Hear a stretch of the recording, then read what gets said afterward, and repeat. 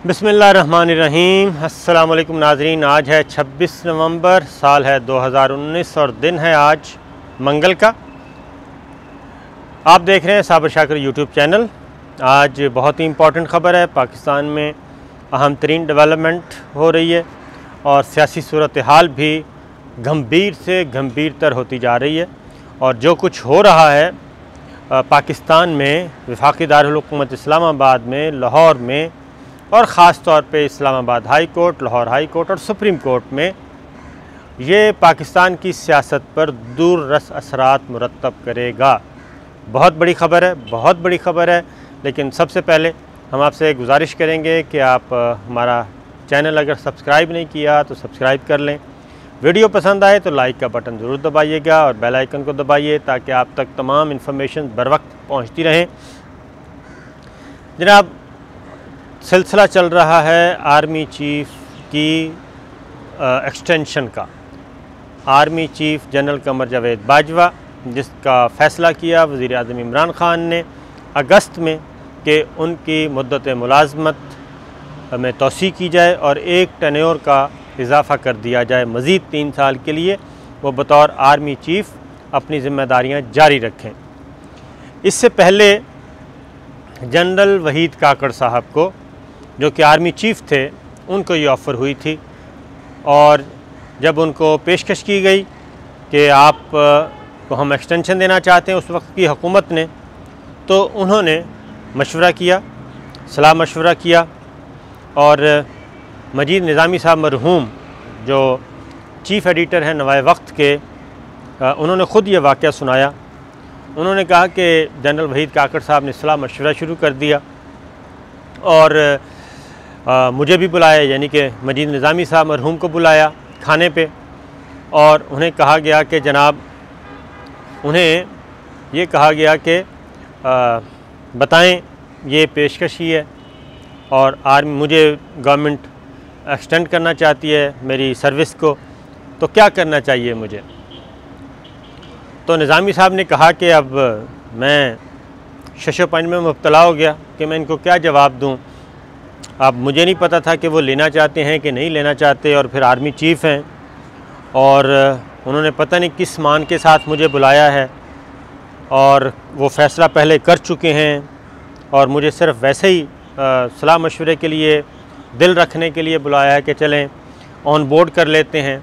तो कहते मैं अभी सोच ही रहा था कि इतने में उनकी मिसेज़ आईं और उन्होंने कहा कि मेरी अहलिया जो हैं वो इस एक्सटेंशन के ख़िलाफ़ हैं। वो कहती हैं आप ये काम ना करें, आपने अपना सर्विस पूरी कर ली है, लिहाजा आप ये पेशकश कबूल ना करें।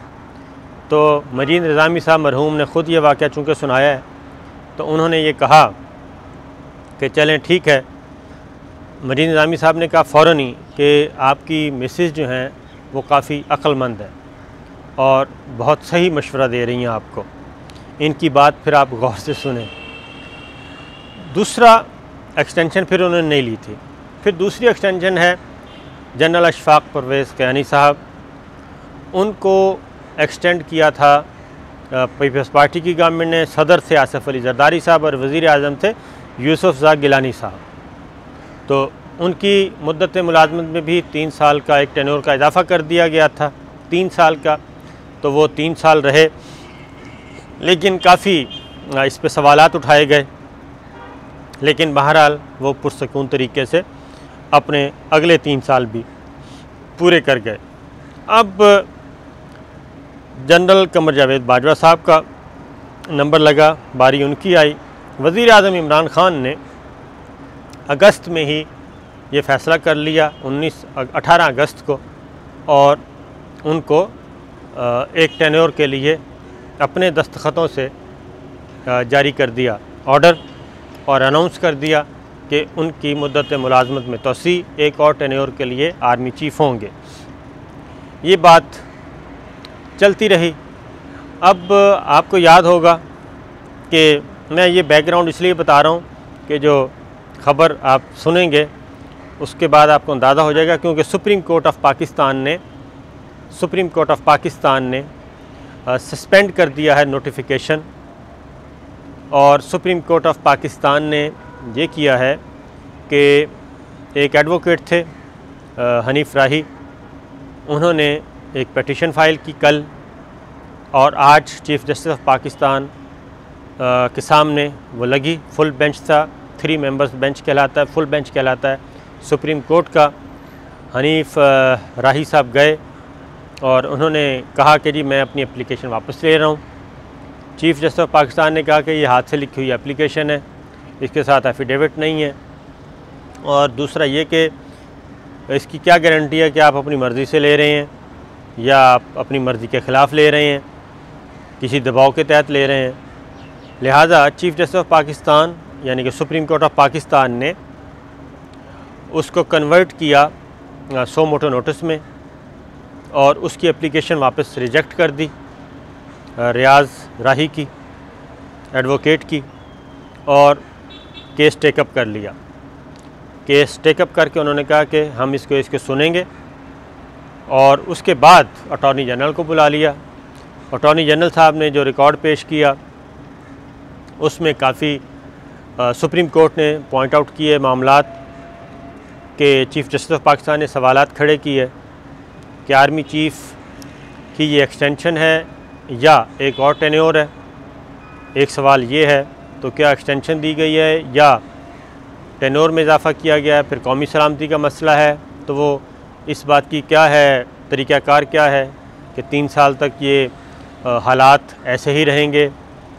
फिर ये कि क्या वज़ीर-ए-आज़म को ये इख्तियार है अकेले को, ये इख्तियार तो कैबिनेट का है, क्या कैबिनेट से मंजूरी ली गई? कैबिनेट से मंजूरी ली गई तो कितने लोगों ने सपोर्ट किया, कितने वज़रा ने, कितने ने की? फिर चीफ़ जस्टिस ऑफ पाकिस्तान ने जो रिकॉर्ड देखा उसी में कहा गया कि ये मिनॉरिटी का फ़ैसला है। फिर ये कि आर्मी चीफ़ को अगर एक्सटेंड कर सकता है तो वो सदर ममलकत का इख्तियार है, तो प्रेसिडेंट ऑफ पाकिस्तान, तो उसमें काफ़ी सवालात उठाए सुप्रीम कोर्ट ऑफ पाकिस्तान ने, जिसके बाद कल तक के लिए ये हेयरिंग चली गई है और आर्मी चीफ़ को, वज़ारत दिफ़ा को और अटॉर्नी जनरल को नोटिस इशू कर दिया है। अब वो देखेंगे, कल अब देखना है कि आर्मी चीफ़ किस तरीके से अपना एडवोकेट भेजते हैं।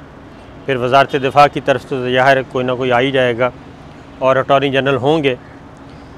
तो ये एक अहम तरीन मोड़ है पाकिस्तान की अदालती तारीख़ का भी, पाकिस्तान की एक मिलिट्री हिस्ट्री में भी और पाकिस्तान की सियासत में भी, कि अब सुप्रीम कोर्ट ऑफ पाकिस्तान इस केस को सुन रही है और आर्मी चीफ़ की तौसी एक और मुद्दत मज़ीद देना, इस सारे मामले को मेरा अपना ख़्याल है कि वो एक ऑर्डर पास कर सकती है इन डिटेल, कि इस सिलसिले में गाइडलाइन फ्राहम कर सकती है, क्योंकि chief justice of Pakistan Asif Saeed Khosa साहब ने इसको अगर एड्रेस कर लिया है तो मुझे लगता नहीं है कि वो दरमियान में इसको छोड़ेंगे।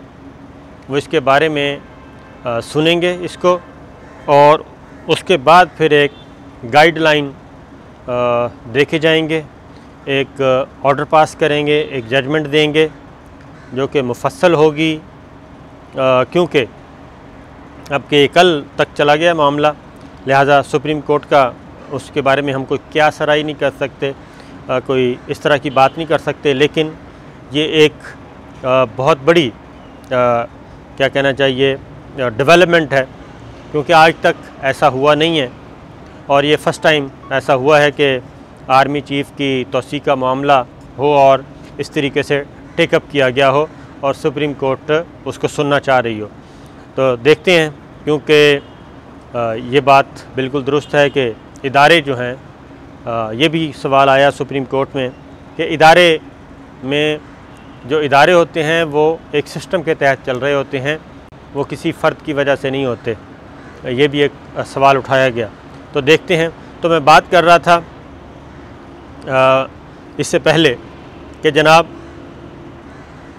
जनरल कयानी साहब, तो ये 19 अगस्त को ये हुआ था फ़ैसला, और उसके बाद फिर बाकी जो चीज़ें हैं वो बाद में पूरी एक ज़ाब्ते की कार्रवाई है, कैबिनेट से भी हुआ, प्रेसिडेंट से भी हुआ, वो सारा कुछ हो गया।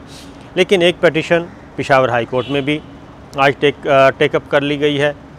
वो भी इसी इशू से मुताल्लिक है।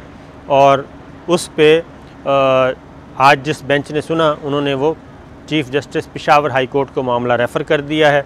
अब वो आगे फ़ैसला करेंगे, वो अगले हफ़्ते हेयरिंग होगी। तो पाकिस्तान की जो सियासत है वो इस वक्त बहुत, वो क्या कहना चाहिए, पुल सरात पे चल रही है। और अगले मेरा ख़्याल है कि 48 घंटे, क्योंकि परसों लास्ट वर्किंग डे है आर्मी चीफ़ का 28 तारीख को, और कल क्या हेयरिंग होती है। कल बड़ा अहम दिन होगा कि सुप्रीम कोर्ट ऑफ पाकिस्तान के सामने आर्मी चीफ़ को बुलाया गया है। आर्मी चीफ़ आते हैं, उनकी तरफ से कोई वकील आते हैं या नहीं आते, उनकी तरफ से कोई टाइम लिया जाएगा। फिर अटॉर्नी जनरल क्या पॉइंट ऑफ व्यू इख्तियार करेंगे, डिफेंस मिनिस्ट्री की तरफ से कौन आएगा और वो क्या पॉइंट ऑफ व्यू इख्तियार करेगा सुप्रीम कोर्ट में। लिहाजा कल का दिन तो इम्पॉर्टेंट है ही है, लेकिन अगले 2 दिन भी बहुत ज़्यादा इम्पॉर्टेंट हैं। और इसलिए तमाम रडार ऑन रखें, आंखें खुली रखें और सुनते रहें कि क्या हो रहा है।